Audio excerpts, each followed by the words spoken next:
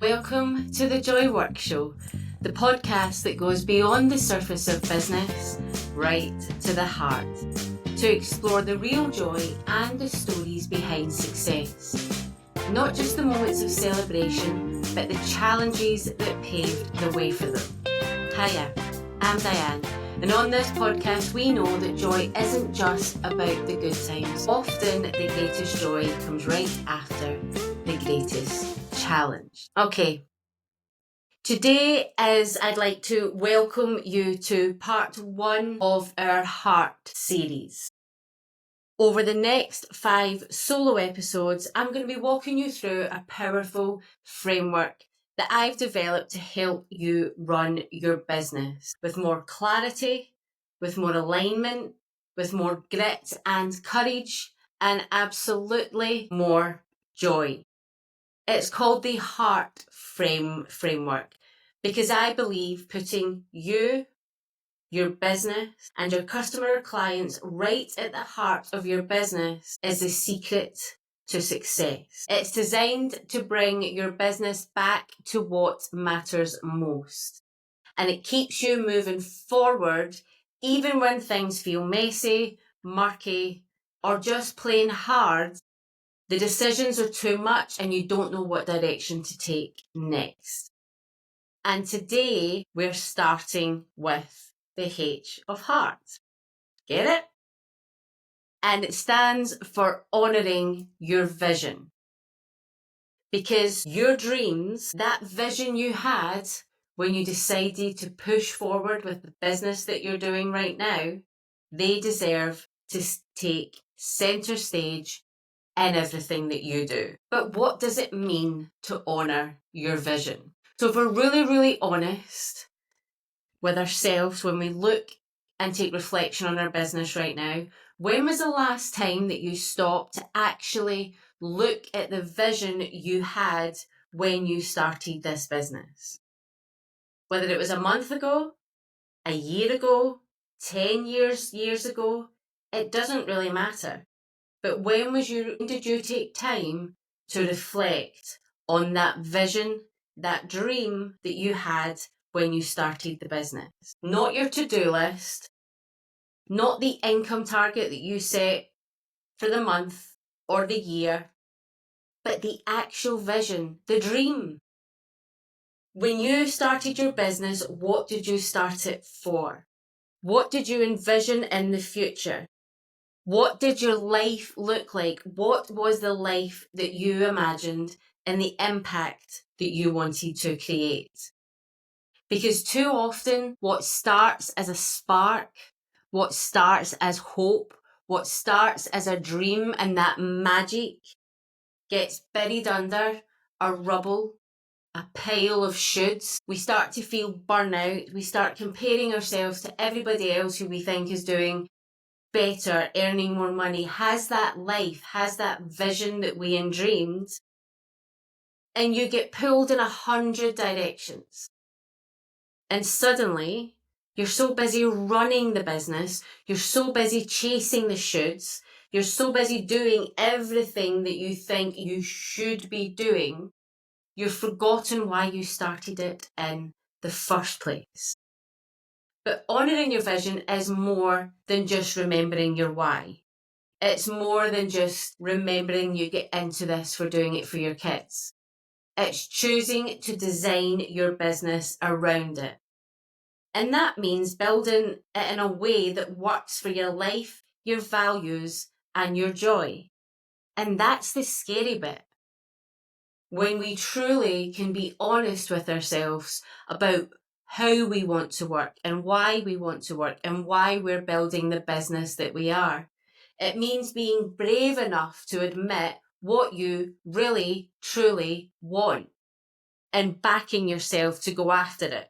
No matter what your friends say, no matter what your family say, no matter what the naysayers say, that you're able to back yourself and have the trust in yourself that this is the business you are building and why you are building it. And a couple of seconds ago, I said that your why could be your kids. And your why absolutely could be your kids. I can't sit here today and tell you that I would have a business if I didn't have my two kiddos. I started my business during and right at the point that I was due to go back after my second maternity leave in the space of 19 months. And if I didn't have that, I don't know if I would be in business now. I can't tell you, I can't tell you that. Hindsight is a wonderful thing, but my why goes deeper than that. I don't do this podcast for my babies. I don't work with the clients that I work with for my babies. I don't make the impact I want to make and drive myself towards the impact that I want to make because of my babies. It goes deeper than that. I started the business because I wanted the freedom and the flexibility to be the parent I wanted to be the business owner I wanted to be the woman I wanted to be.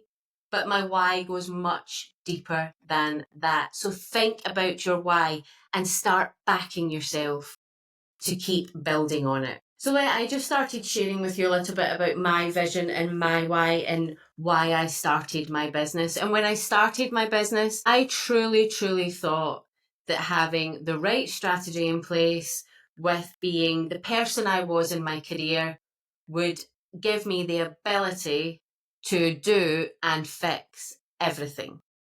Now, strategy will fix. I am a strategist. I truly believe in strategy. I believe in sales and marketing. I believe in driving your business from that place. But it only works if it's grounded in a real vision. It only works when you have the mindset and the grit and the tenacity to put that strategy in place and follow it and be consistent with it when everybody else wouldn't, when everybody else would try it for such a short space of time and then say, well, it doesn't work for me. But my first version of success was a borrowed one. It was one that I'd seen other people have. It was one that I thought I had to chase. It was one that maybe I had 10 years ago in my career, but I'm not the same person anymore. I'm not in the same career anymore. I don't have the same drivers anymore. So where I thought more clients, more offers, more content, more everything, and I tried that. And I built pretty fast and did things pretty fast. And I said yes a lot when I could.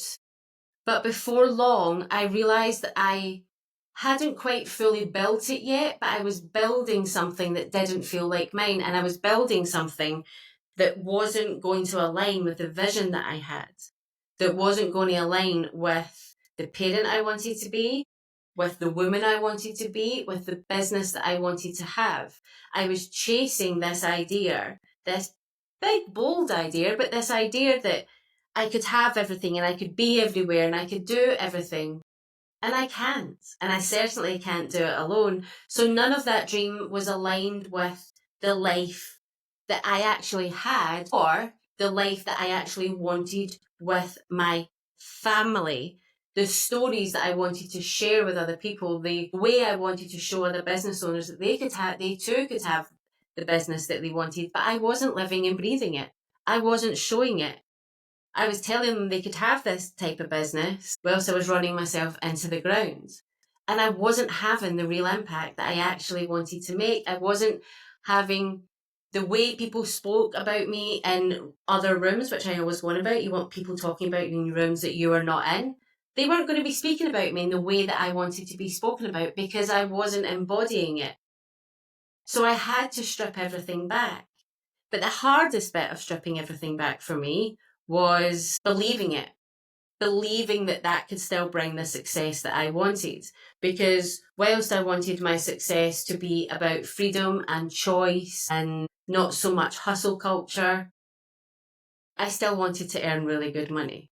I still want a big bank account. So I had to start to believe that when I stripped it back, I wasn't saying goodbye to all of those things. I was actually saying hello to more of that, to more alignment, to more dream clients, to more about systems and processes that worked for the business that I was truly beginning to build. And that's only been a really recent thing. But I can tell you when I do that, I attract more of the dream clients that I want to have. I attract more people into my world because I am now embodying it. I'm no longer chasing something that wasn't real. And here's what I know now. If you don't put your vision first, if you don't really truly believe your dream and back your dream, and your dream can be really, really big. You can go as big as you want to go. But if you don't understand the belief and back yourself to get there, you're going to make the wrong decisions. And if you start building your business with somebody else's vision, that's what's going to exist. Somebody else's vision is going to take your vision's place. You can't scale someone else's dream and expect to feel fulfilled. You can't follow somebody else's blueprint and expect to have the dream that you wanted, the dream that you have. You have to honor your dream and build from there. So if you haven't thought about your vision, if you haven't worked on your vision, then it's really, really simple. You can just ask yourself some simple questions that will get your vision there. But the likelihood is, if you're listening to this podcast, you have worked on your vision in some way. There is a vision that you had when you started your business, or you made a change in your career, or at some point in your life, that when you look back into that grey matter at the back of your head, there is a vision there that you had that you've now forgotten because you're too busy doing. So all you need to do is reconnect with that vision. If you're thinking, I don't even know what that vision is anymore, that's okay. And it's really important that when you do what I'm going to ask you to do, that you do it often, that you keep checking in with yourself, that at least every quarter you're checking in with, like, is this in alignment? Is this part of the vision that I had? Because it's not an easy thing to do. But let's get back to your vision together now. So here are 3 powerful prompts to reconnect with your vision. Number 1, what does success actually look like for you? Now, when you answer that question, I don't want you to answer it thinking what it should look like, what Instagram says it should look like, what that Facebook guru tells you it should look like, what everybody else is saying. It has to be your version, your goals, your dream day. If your vision is to be a millionaire in 2 years' time, that's great. But what does that look and feel like? What does being a millionaire actually feel like to you? What does it look like? Where are you living? How much money do you actually have in your bank? Because being a millionaire on paper doesn't mean having £1 million in your bank. So what does it feel like? What has changed in your life? What does that feel like?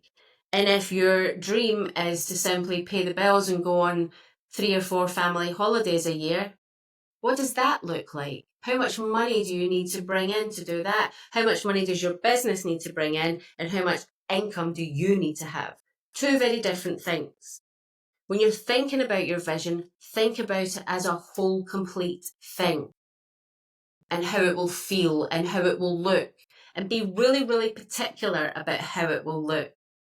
We're getting slowly into manifesting, and I don't quite want to fully get there today, but I want you to be really, really bold with that vision. I want you to make sure that it's yours, your sign of success, and I want you to really, really think about what that looks like, and what it changes in your life. Number 2, what are you tolerating right now that doesn't fit that vision?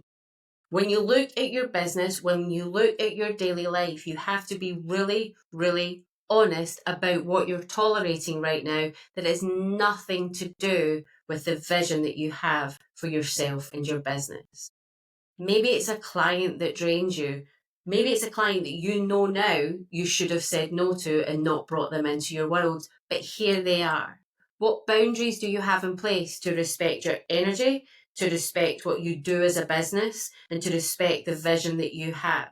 And does that client get you any closer? Perhaps you have an offer that doesn't excite you anymore.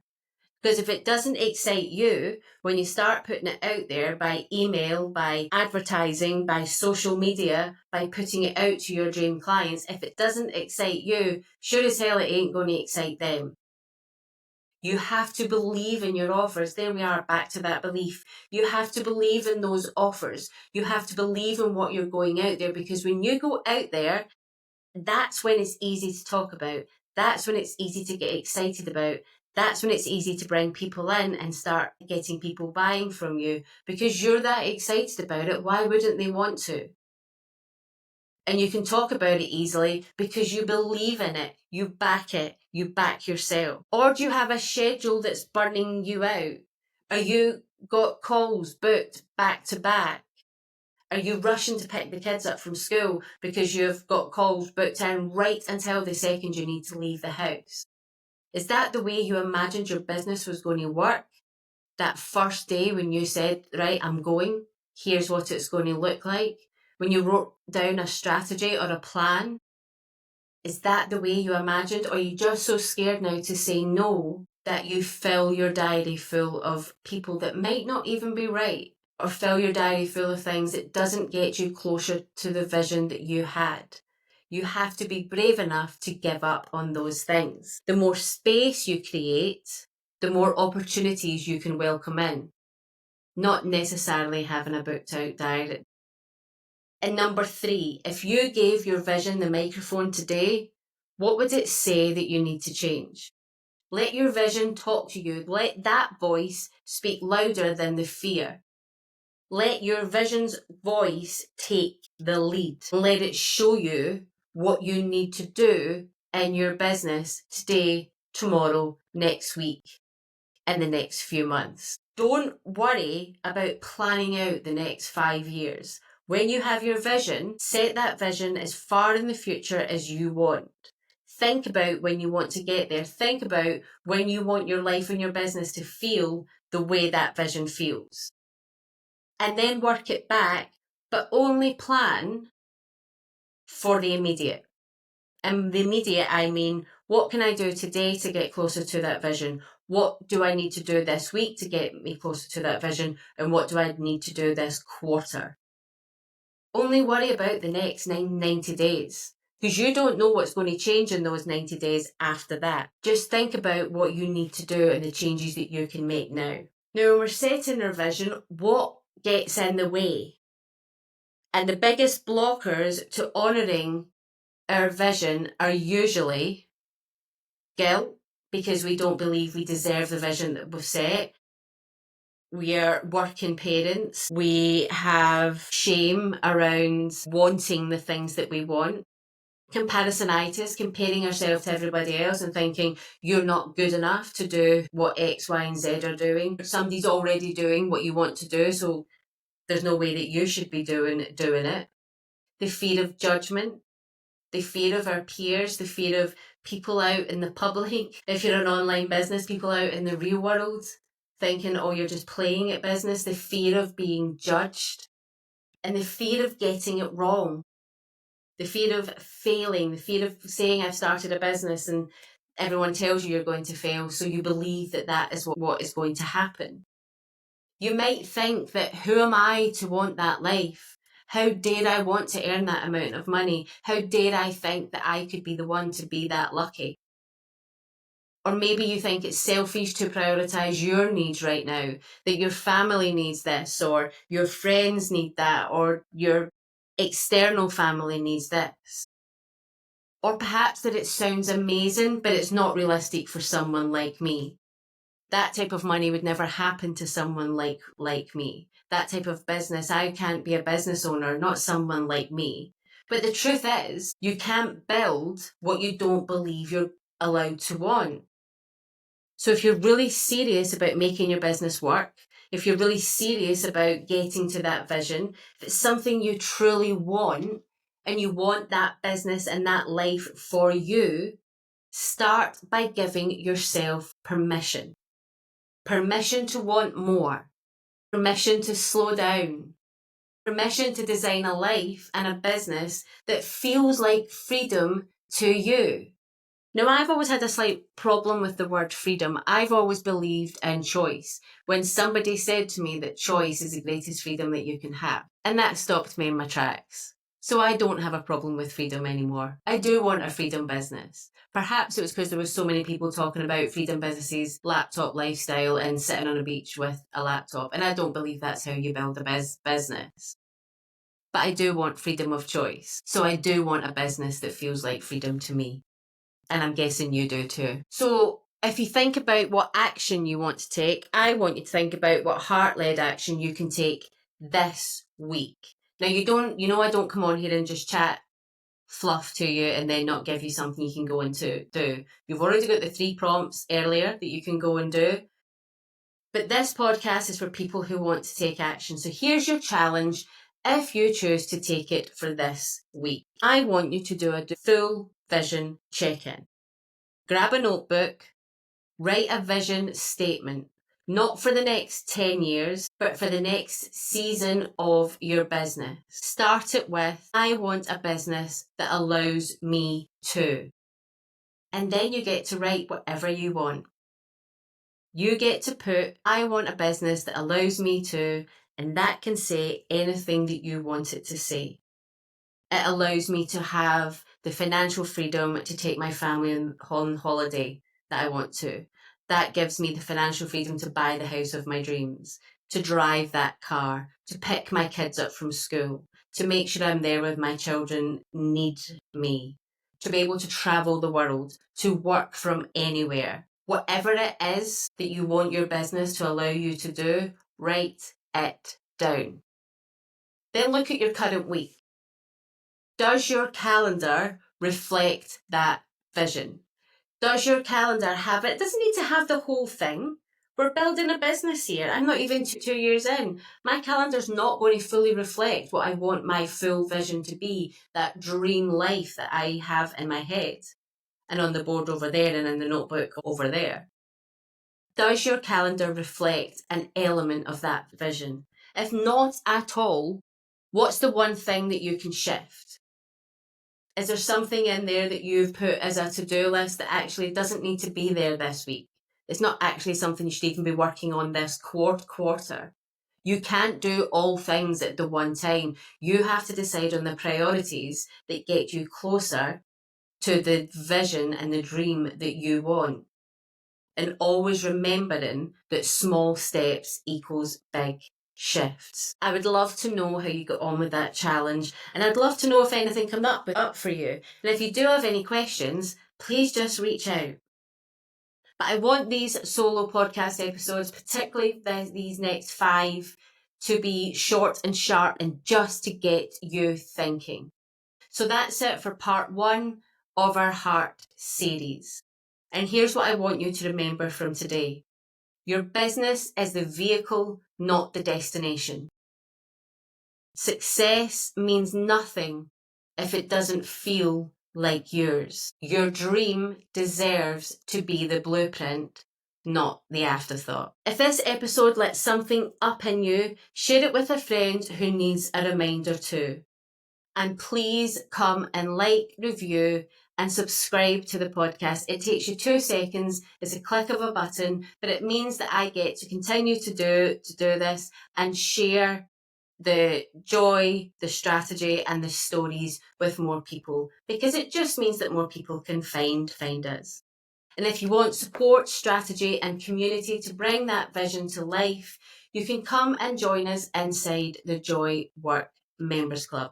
If you're listening to this on Monday the 12th of May, the doors are open till 10 o'clock tonight. If you're listening to it anytime after that, you can get on the wait list. Both links are in the show notes.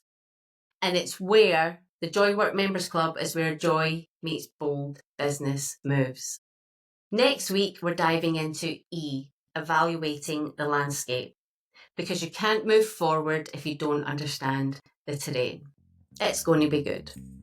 Until then, honour your vision, live it, speak it, build it. You've got this. And I will see you later on this week with one of our wonderful guest episodes.